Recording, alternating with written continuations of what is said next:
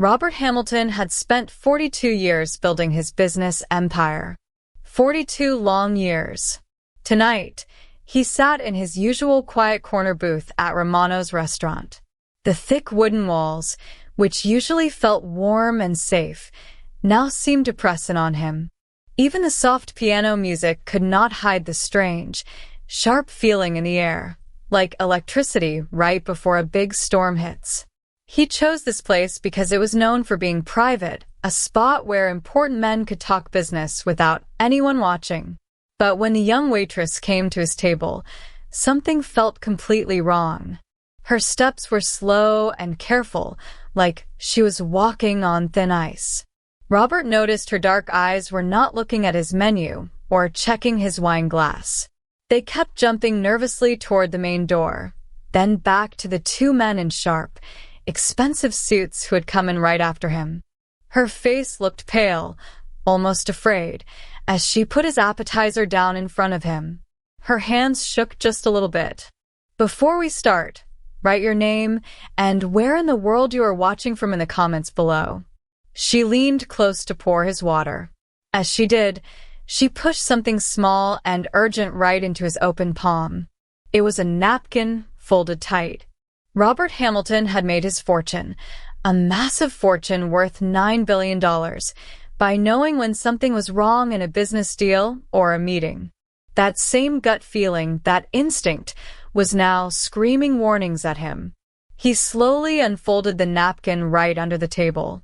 The writing was messy, done quickly, but the words were clear. "You're in a trap. Don't move. Y Melena. Trust me." His heart started beating faster, hard against his ribs. But years of high-stakes business had taught him how to control his sudden feelings. He looked up at the waitress, Elena.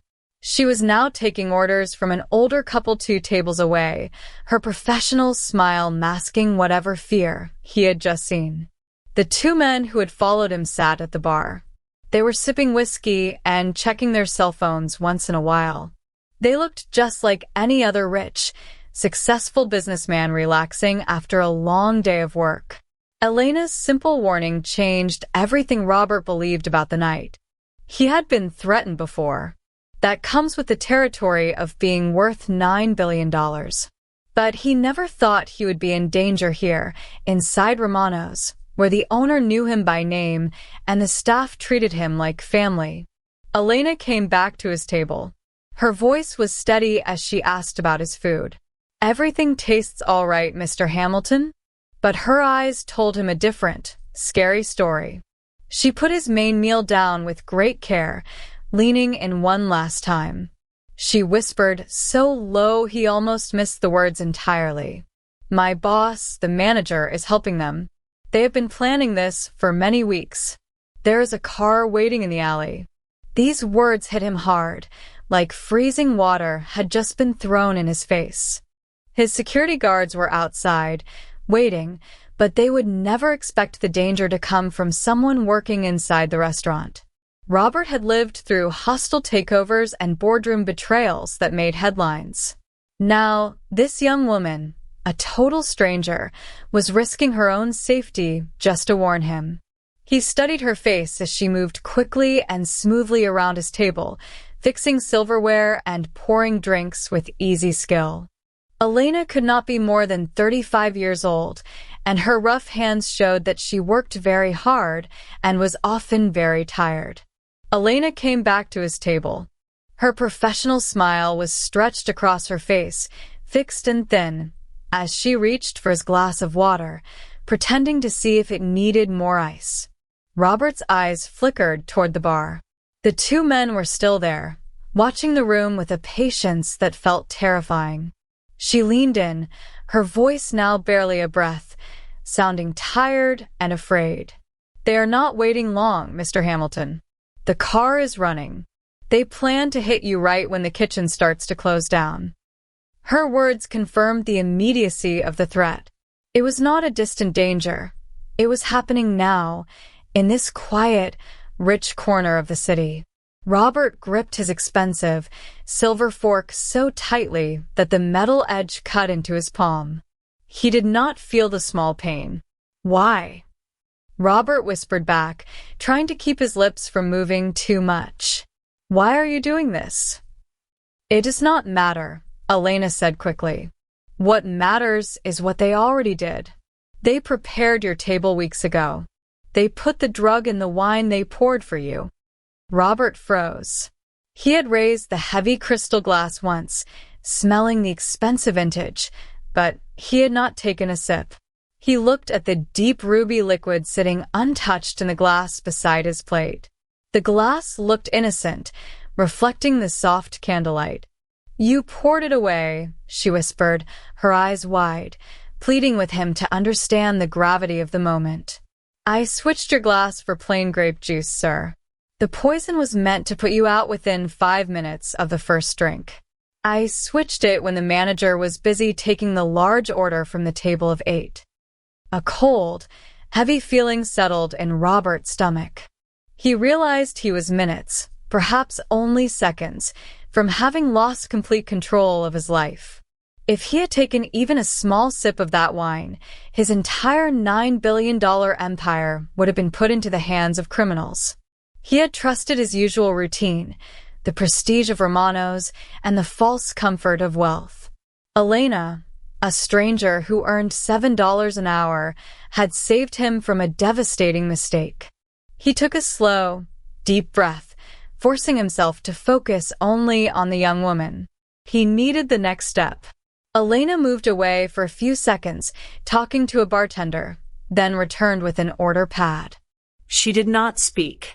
She simply placed the small, white pad down and pretended to write out a dessert order. 2 scoops of vanilla gelato for table number 6. Her hand was shaking slightly as she angled the pad toward him. The handwriting was quick, cramped, and intensely urgent. Robert read the instructions she had written in pencil. Back exit is clear. I open the bolt. Wait for my signal. When the plates break, run fast. Do not stop. He nodded once, very slightly, acknowledging the message. He slid the small, dirty piece of paper into the inner pocket of his jacket, right next to his wallet. The rough paper felt important, more valuable than the $50,000 he carried in his pocket. The men at the bar, Robert whispered. They're watching the main door.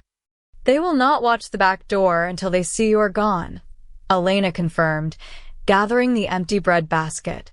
They think you are still calm. They think the drug is working. They are waiting for the manager's signal. He usually taps the bell 3 times when the dessert goes out. Robert took out his sleek, titanium cell phone, pretending to check the time. In reality, he pulled up his messages. He needed to contact his security chief, Marcus. But he hesitated. If he sent an alert now, Marcus would rush in through the front door, sparking a gunfight in a room full of innocent people. Robert was still relying entirely on Elena's plan. Before he could decide, his phone vibrated with a text message from Marcus. Robert read the text, and a feeling of complete isolation washed over him. The text said, "Everything quiet here, Mr. Hamilton. We are parked 3 cars down the street. Relax and enjoy your dinner. The area looks clean. We will be ready for you in 35 minutes." Robert realized that his entire security system, the network of well-trained, heavily armed professionals he paid millions of dollars every year, was completely useless right now. They were blind. They believed he was safe, sipping fine wine and relaxing in the quiet restaurant. He put the phone down, his dependence on Elena complete and total. The 2 men at the bar finished their whiskey and slid off the tall stools. They moved slowly, with an easy, confident walk, heading straight toward the manager's desk. They were not subtle now.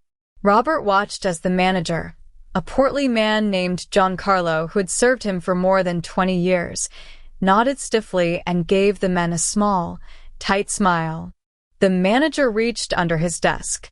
Robert knew what was coming next, the 3 taps of the dinner bell. The signal to go. Elena was running out of time. She saw the movement too, her eyes wide with sudden panic. She had to act now, or the opportunity would be gone forever. The two men at the bar finished their whiskey and slid off the tall stools. They moved slowly, with an easy, confident walk, heading straight toward the manager's desk. They were not subtle now. Robert watched as the manager, a portly man named Giancarlo who had served him for more than 20 years, nodded stiffly and gave the men a small, tight smile. The manager reached under his desk. Robert knew what was coming next. The 3 taps of the dinner bell. The signal to go. Elena was running out of time. She saw the movement too, her eyes wide with sudden panic. She had to act now, or the opportunity would be gone forever. Elena was carrying a small, silver tray, balancing 3 empty water glasses and a crumpled linen napkin. Her path took her directly past the mouth of the kitchen, marked by the heavy, constantly swinging metal doors. Coming out of those doors at precisely the wrong moment was a young, nervous busboy named Mario, whose head was almost entirely obscured by a towering stack of dirty salad plates and several trays of untouched desserts. Elena fixed her gaze on the busboy. This was not an accident. This was a calculated, lethal move. She accelerated her pace, pushing off the expensive carpeted floor. She did not slow down, and Mario, overwhelmed by the height and weight of his precarious stack, had no time to see her coming. The collision was not a gentle brush. It was the sharp, hard impact of 2 people moving too quickly in opposite directions. The sound that followed was immense. Crash. It was the sudden, violent noise of dozens of ceramic plates shattering against the pristine marble floor, followed by the high-pitched ringing of thin crystal stemware flying through the air and exploding on impact. Hot coffee and sticky red wine sauce splattered across a pristine white wall. Desserts, tiramisu, rich mousse, and creamy cannoli flew like projectiles. A diner at a nearby table let out a small shriek as heavy cream hit the shoulder of his expensive suit. The entire dining room froze in a tableau of shock. The immediate noise cut through the sophisticated murmuring, followed by an equally immediate silence as the patrons tried to process the destruction.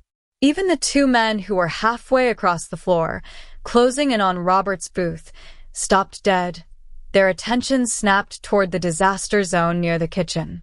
They had lost their cover. Robert seized the opening. He didn't stand up.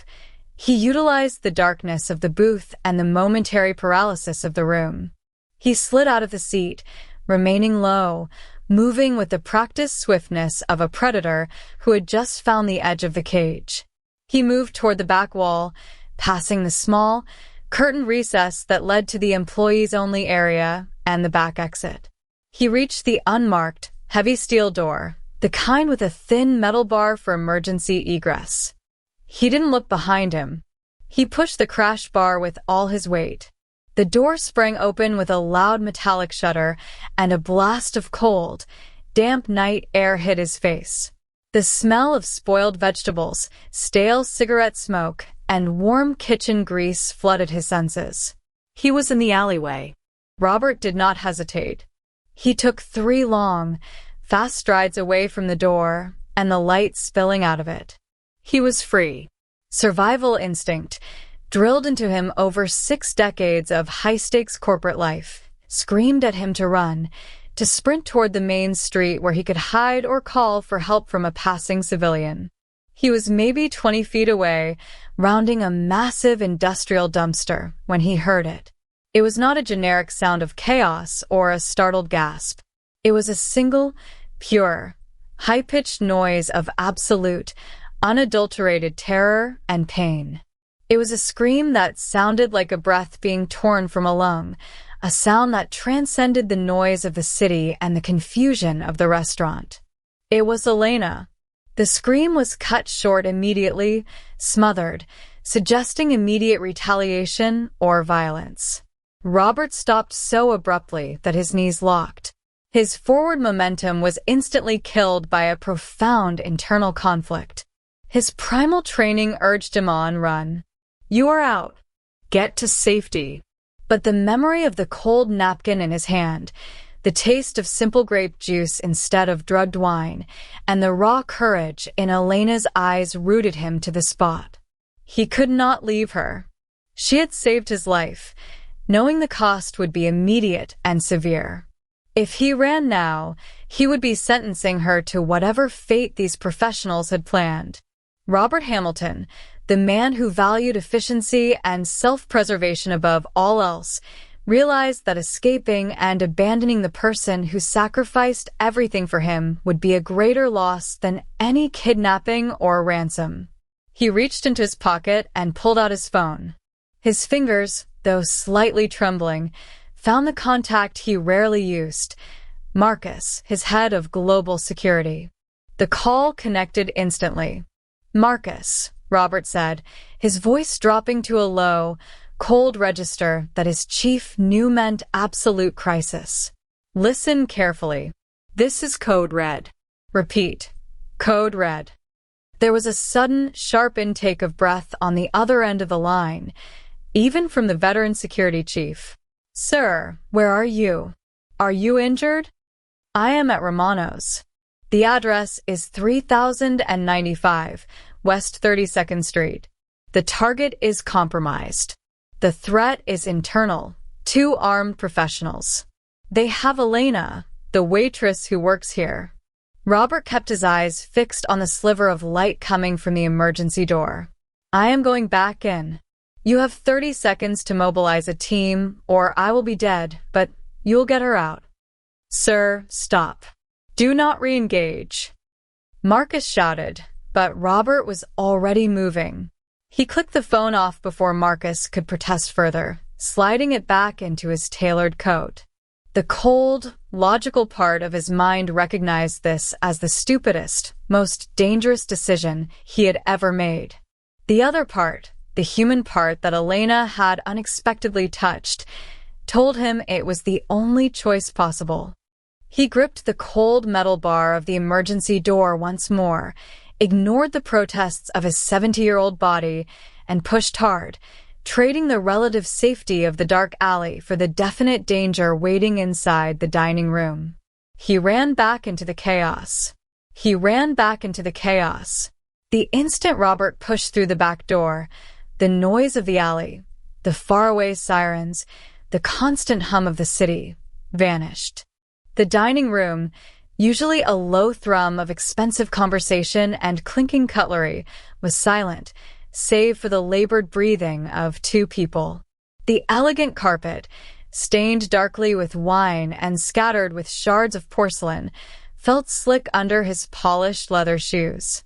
The air smelled of spilled Chianti and sweet, heavy cream from the destroyed desserts. He saw Elena first. She was huddled against a serving station near the kitchen pass-through, curled awkwardly on the floor. Her dark hair had come loose from its tight bun, falling around her face, and she clutched her left arm just above the elbow. Standing over her was one of the men from the bar, tall and imposing, dressed in a sharply tailored, dark gray suit. Robert noted the man's stance, professional, coiled, and utterly focused on the woman he was restraining. The man was holding a simple, unadorned black automatic pistol pointed casually at the tiled floor beside her head. The man looked up, his movements quick, his eyes ice cold. He saw Robert standing in the doorway, chest heaving slightly from the short, sharp run.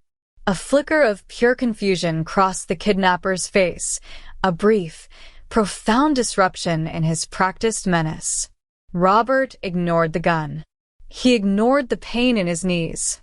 He took 3 deliberate steps onto the patterned carpet, moving toward the center of the room, drawing attention away from Elena. Stop, Robert commanded, his voice deep and surprisingly steady, cutting through the silence. Let her go. I am the one you want. I came back. The kidnapper blinked once, processing the impossible sequence of events. He shifted his weight, keeping his posture relaxed but deadly. Well, the man drawled, a thick, European accent coating the words. Look at that. The old dog actually returned to the kennel. That is a truly fascinating mistake, Mr. Hamilton. We had you halfway out the door. She has nothing to do with this, Robert insisted. He held his hands slightly away from his body, showing he was unarmed. I am Robert Hamilton. I have access to the accounts, the contacts, the information. She is a waitress. Your target is standing right here. The kidnapper let out a short, humorless puff of air, lifting the pistol a few inches, now leveling it generally at Robert's chest. We know who you are, and the girl has everything to do with this. She ruined a very expensive plan that took weeks to put together. She deserves payment for that. Elena pushed herself up onto one shaky elbow, her eyes wide with terror and disbelief that Robert had returned. A thin line of blood trickled from the corner of her swollen lower lip, disappearing into the white fabric of her uniform. No, Elena whispered, the sound raw and desperate. She struggled against the pain in her arm. Sir, run. What are you doing? You made it out. Go. Get out of here. Robert didn't look at the gun. He looked only at Elena. The danger around them, the immediate threat of the pistol, became secondary to the compelling mystery of her character. He had to know the reason. Why? Robert asked, his voice low. He took another step closer, forcing the kidnapper to tighten his grip on the weapon. Why did you do it? Why risk your life for a stranger? The kidnapper chuckled darkly, appreciating the theater of the exchange. He is asking you a question, girl. Tell the billionaire why you are such a fool. Elena shook her head, tears mixing with the sweat and dust on her cheeks. She was trying to protect him. Even now.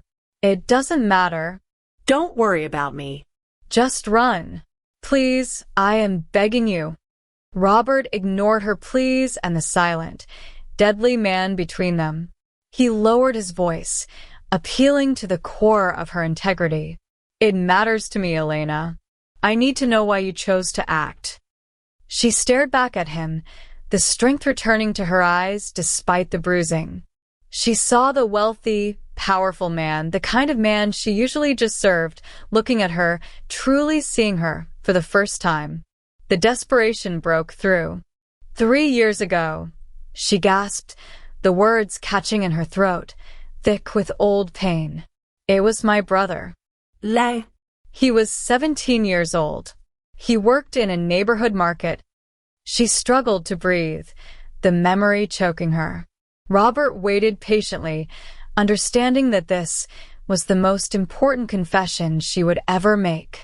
The kidnapper remained poised, enjoying the sudden advantage he held. There was a robbery, Elena continued, her voice trembling. It was fast, brutal. He was shot, right there on the floor, next to the milk counter. Robert felt a cold ache spread through his own chest, connecting the abstract nature of wealth and power to the concrete reality of sudden, senseless violence. And the people, she said, her voice rising now, fueled by years of righteous anger.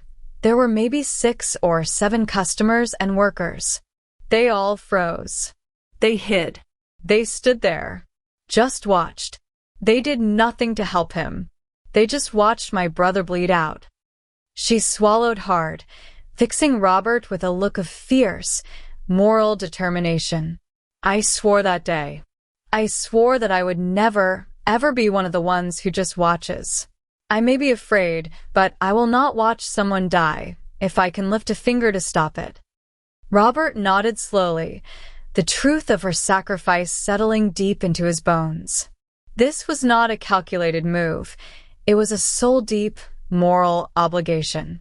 He, Robert Hamilton, who controlled empires and dictated markets, was now facing a kind of wealth far greater than any he possessed, the absolute, non-negotiable value of human decency.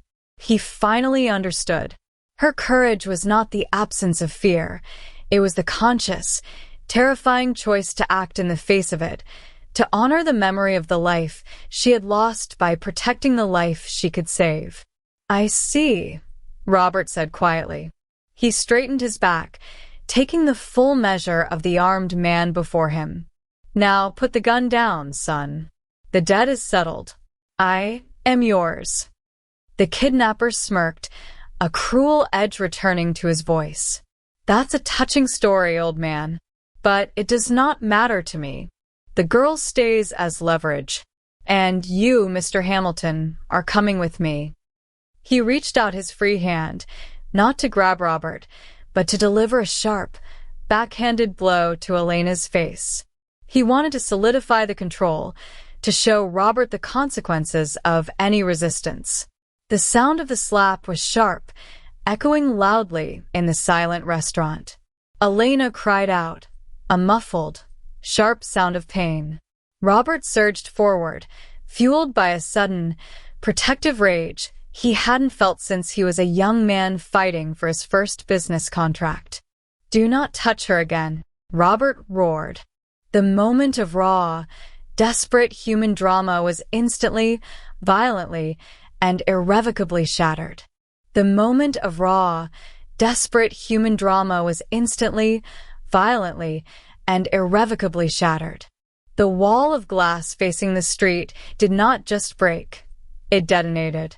A concussive, ripping sound tore through the confined space of Romano's, so loud it felt physical, like a solid blow to the chest. The front of the restaurant seemed to simultaneously disappear, replaced by a massive, gaping maw of darkness framed by jagged, smoking edges. Shrapnel, dust, and pulverized glass exploded inward, showering the entire dining room in a glittering, painful rain. The air pressure dropped so rapidly Robert felt his eardrums momentarily seal. Through the chaos and the settling dust, dark shapes rushed in, moving with impossible speed. These were not police cruisers arriving late. This was a specialized, tactical breach. They moved low, weapons raised, illuminated by powerful, helmet-mounted lights. Federal Bureau of Investigation. "Drop your weapons. Hands where we can see them." A synthesized voice roared, echoing through the massive hole in the wall. The transition from drama to survival was immediate. The kidnapper standing over Elena, the one with the tight, dangerous eyes, swore sharply under his breath. He shoved Elena away from him, a brutal, quick push that sent her sprawling sideways, and simultaneously drew a heavy, black handgun from inside his $1,000 suit jacket. His partner, the man who had been the planner, dove behind a decorative marble pillar near the bar, drawing his own weapon. The incoming teams, a precise mixture of Robert's private security detail and responding federal agents, did not wait for compliance. The response was clinical and overwhelming. Robert barely registered the sight of the first man raising his firearm before the room erupted into rapid, disciplined fire. The sound of the rifles was overwhelming, sharp, flat, and cracking, blending into a continuous, deafening roar. Robert, years of civilized life forgotten, threw his 60-year-old body across Elena's prone form. He wrapped his arms around her head, pressing her face down against the cold marble floor behind the protection of the empty booth. The rich mahogany table above them groaned and split as multiple rounds slammed into the wood. Hot, metallic-smelling air filled his lungs. The smell of burnt gunpowder was acrid and stinging. He felt the rapid impact of hot, spent brass casings striking his back and the back of his neck, stinging through his suit fabric. He knew, instinctively, that this chaos was not random. It was directed. The tactical teams were controlling the engagement, suppressing the hostile fire while advancing rapidly. He shouted Elena's name, although he couldn't hear his own voice over the extreme noise, trying to communicate, Stay down. We're safe now. Robert kept counting in his head, a desperate timer marking the longest 30 seconds of his life. 1, 2, 3. The exchange of fire was deafening, localized, brutal. The sound of plates shattering, wine bottles exploding, and the sickening sound of rounds impacting stone and plaster mixed with human shouts. Robert could hear the focused breathing of the men outside their protective bubble, the intense effort of killing. 10 seconds. The noise level actually increased, becoming a chaotic physical presence. He felt Elena flinch hard beneath him, but she did not try to move. She remained rigidly still, following his desperate protective instinct. 15 seconds. A heavy thud sounded just a few feet away, followed by a wet, gurgling sigh that was instantly swallowed by the gunshots. Robert knew one of the men was down. 20 seconds. The return fire from the remaining kidnapper, tucked behind the massive pillar, became ragged, desperate, and undirected, spraying wildly towards the entrance. The professional killer was breaking. 25 seconds. The tactical teams converged, overwhelming the lone shooter. A short, extremely loud burst of concentrated fire erupted from the federal agents who had moved to flank the kitchen entrance. The marble pillar was instantly scored and chipped. 29. 30. Then, profound silence.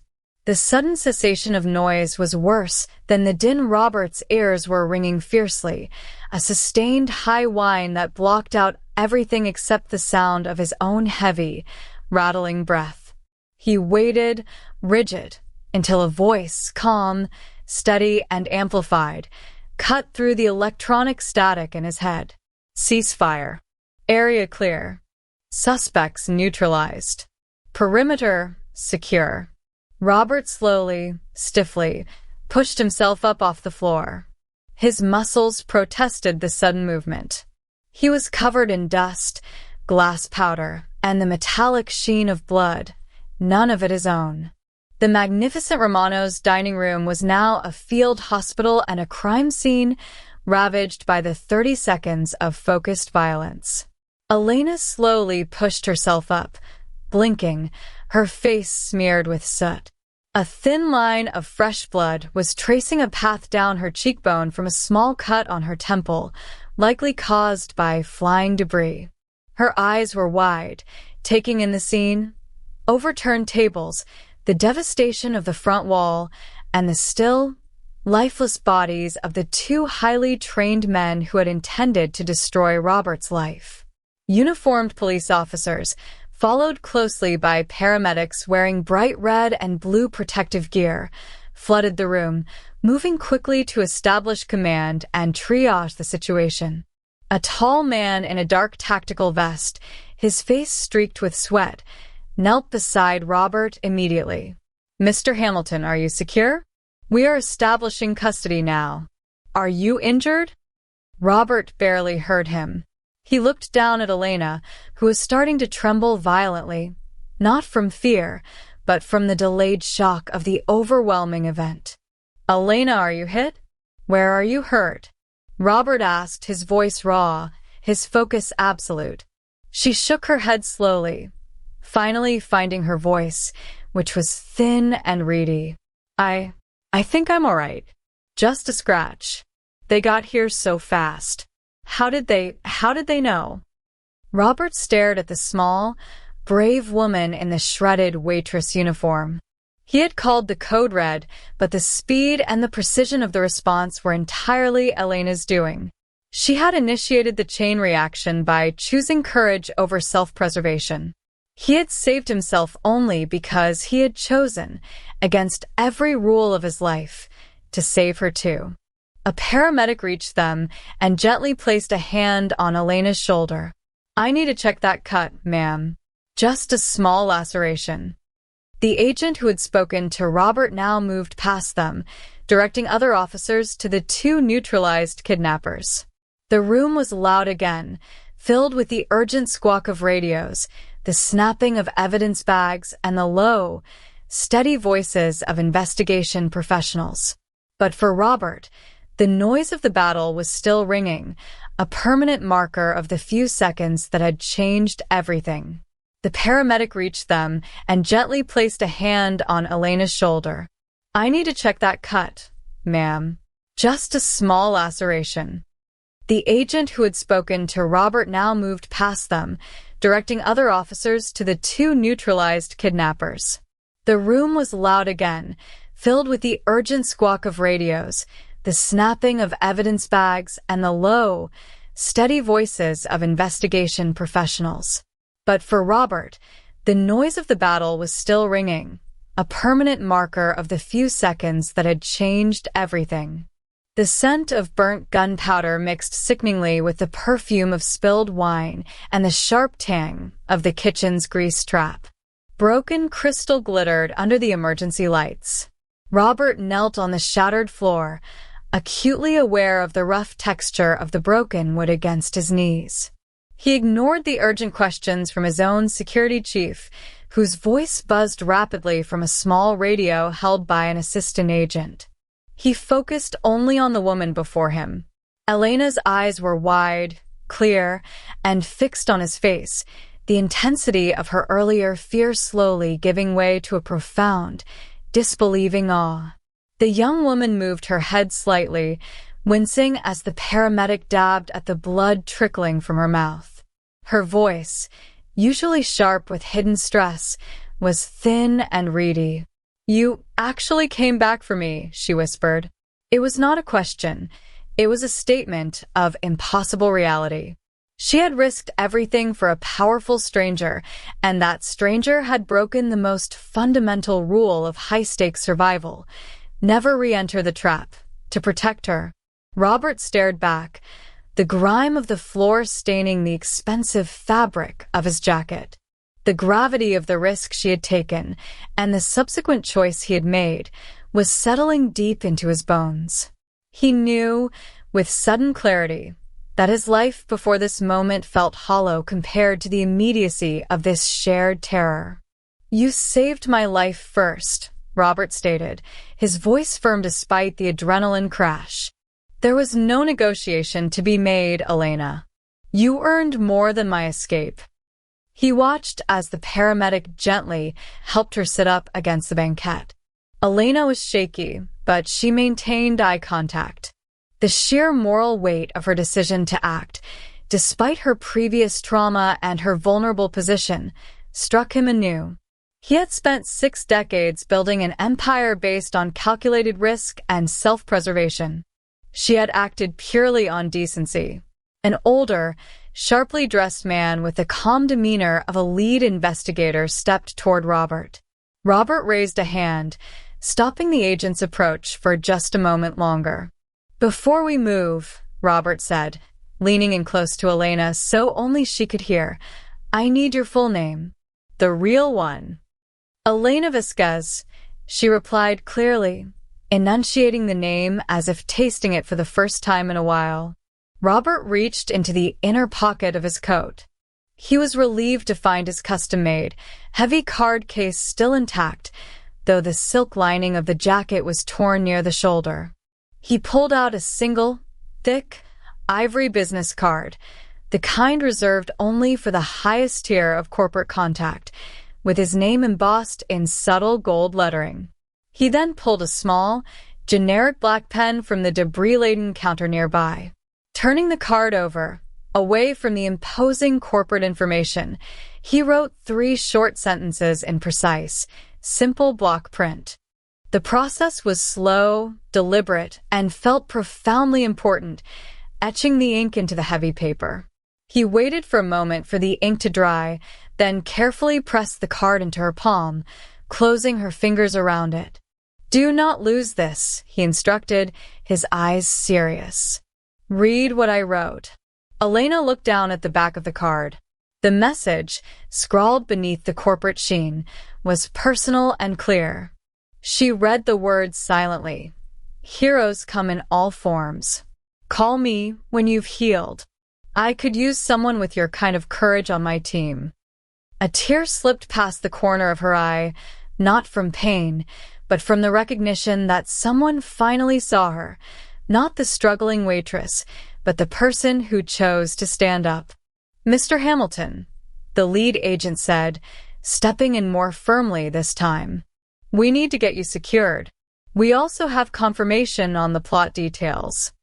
Robert finally allowed himself to be guided away, but not until he gave Elena a final, small nod. He was led across the destroyed dining room, stepping past overturned tables and scattered debris. 2 federal agents stood guard near the remains of the bar where the manager, a portly man named Antonio, was now sitting in handcuffs, his face pale and slack. "The manager was complicit, sir," the lead agent, whose badge identified him as Agent Pierce, confirmed as they moved toward a less damaged private room. He provided the precise schedule, your location, and even confirmation of the substitution of the wine. Agent Pierce continued, his voice low and factual, cutting through the surrounding chaos. "The information was purchased by a disgruntled former executive, someone you terminated 3 years ago during the merger restructuring. He sold your routine details, including the time you spend in this particular corner booth, for $400,000 wired overseas through a shell corporation." Robert absorbed the details of the betrayal. It was the predictable calculus of corporate greed, but mixed now with the unpredictable element of pure human virtue demonstrated by Elena. The scale of his wealth often created enemies who saw him only as a number, a vault to be cracked. Yet, it was the decency of a person working for minimum wage that had saved him. The initial shock of the violence began to lift, replaced by a deep-seated determination. Robert Hamilton realized that the most valuable asset he had encountered all night was not the complex security protocol he had enacted, but the simple, uncalculated courage of Elena Vasquez. The world was dangerous, perhaps more than he had ever admitted, but moments of selfless bravery could happen, even in the middle of a mundane Italian restaurant. He looked back towards the flickering lights where the paramedics were attending to Elena, knowing that the trajectory of his life, and perhaps hers, had fundamentally changed forever.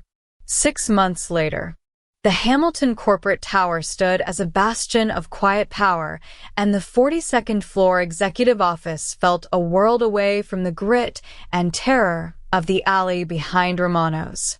Robert Hamilton sat at his desk, observing the city sprawling beneath him. His perspective on wealth and personal security had permanently changed. He no longer saw the world simply through the lens of risk assessment and profit margins. He saw the constant, churning vulnerability of life below. The massive mahogany doors opened, admitting Elena Vasquez. She was dressed in a tailored, professional charcoal suit, exuding a quiet confidence that suited her new role. She walked with a purpose, a focused intensity that had replaced the hurried tension of the restaurant floor. Though the exhaustion of years of double shifts was gone, the steely glint of profound morality in her eyes remained, a permanent reminder of her choice that night. She carried a tablet, ready for their quarterly review. "Elena," Robert greeted her, rising slightly from his chair. His smile was genuine, lacking the guardedness he had worn for decades. "Please sit down. I've been looking forward to this. How is the Director of Community Outreach finding her new role?" Elena took a seat, placing her tablet neatly on the polished wood.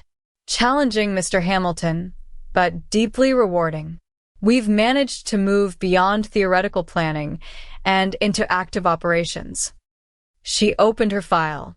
The initial goal was to prevent future attacks similar to what happened to you, focusing specifically on service industry workers who are often the first line of defense for wealthy clients, but are themselves completely unprotected. Robert nodded slowly. "Project Vigilance.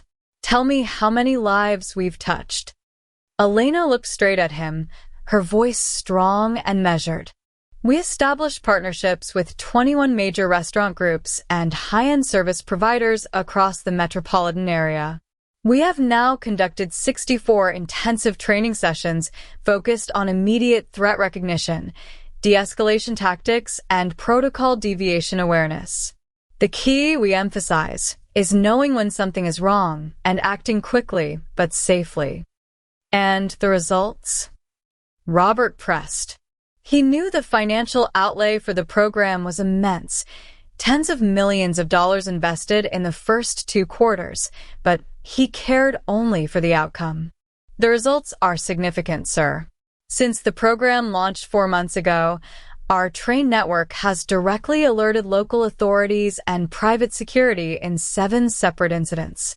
In 3 cases, we helped disrupt carefully planned, organized robberies targeting high-profile clients in vulnerable settings. And in 2 instances, we stopped potential kidnapping plots before they moved past the initial surveillance stage. Elena allowed a small, proud smile to appear. We saved 5 people from facing what you faced, simply because we empowered those serving them to pay attention and act. Robert let out a low breath. 5 lives. That was the metric that mattered. We also prioritized the scholarship program, Elena continued, detailing the next initiative. It was crucial to me that we provide a path for others who feel that same sense of obligation to act. We received a tremendous response. We selected 43 recipients this cycle, all current or former service industry workers pursuing degrees in criminal justice, advanced security management, or related public service fields.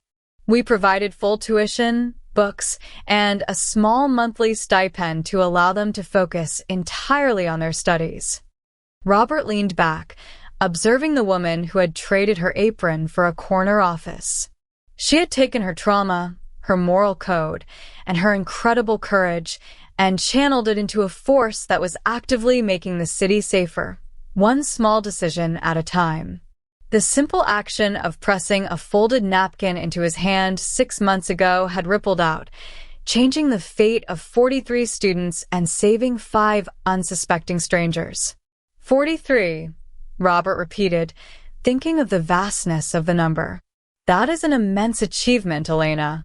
You have turned an act of desperation into an institution of genuine, positive change. Elena's gaze remained steady. I didn't want to be a witness again, Mr. Hamilton.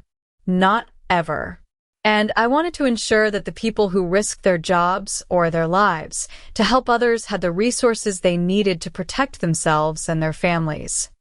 Robert knew, watching her, that she had not just changed his company or his security protocols. She had fundamentally changed him. He had spent a lifetime accumulating wealth, believing that money equaled power and power equaled control. But Elena Vasquez had shown him that the most profound power was not the billions of dollars he commanded, but the raw, uncalculated courage to do the right thing when the risk was highest.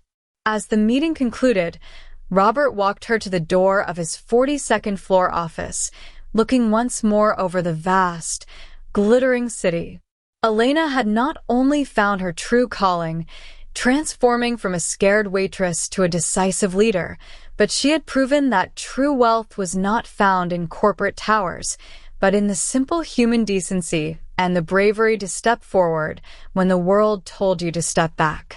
It was, he reflected, the greatest return on investment he would ever see. Now, we want to know your opinion. From 0 to 10, what score does this story deserve?